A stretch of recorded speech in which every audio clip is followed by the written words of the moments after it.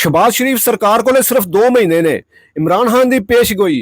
पाकिस्तान तहरीक इंसाफ के बानी ते साबका वजीर आजम इमरान खान ने कहा है सरकार को वेला खत्म होता जा रहा है।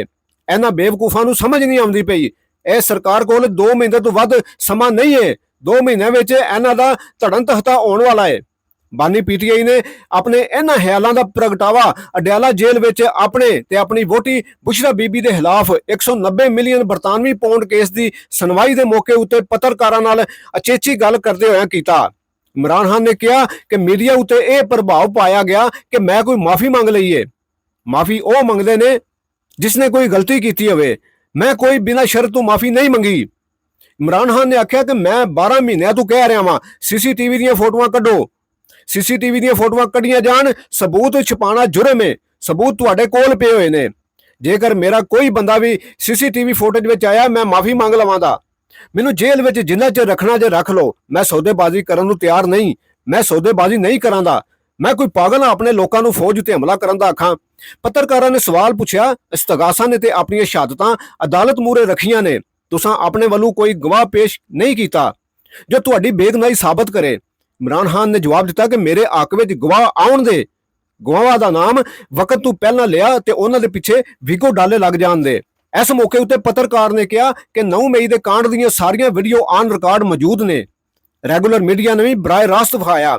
तुहाडे बंदे कहंदे रहे कि फौज ने रेड लाइन क्रॉस कर लई है। हुण असीं फौज की रेड लाइन क्रॉस करांगे। तुहाडे बंदे वीडियो सोशल मीडिया उत्ते चढ़ा के ते उस उत्ते मान कर रहे सन। इहदे ते तुसीं की आखोगे?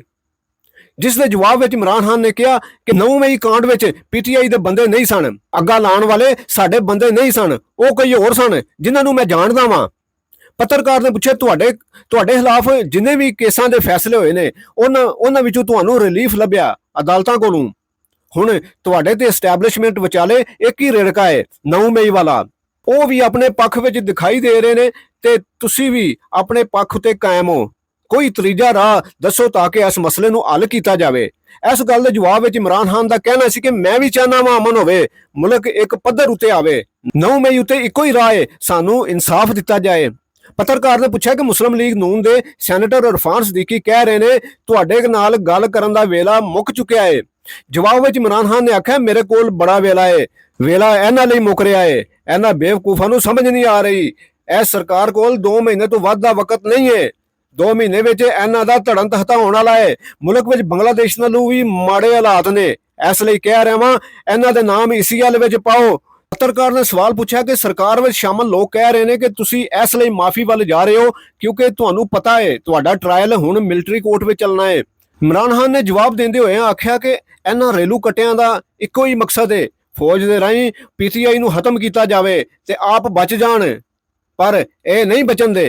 मेरे खिलाफ यह सब कुछ इसलिए किया जा रहा है कि मैं कोई सौदेबाजी करा। पर मैं सौदेबाजी नहीं करांगा।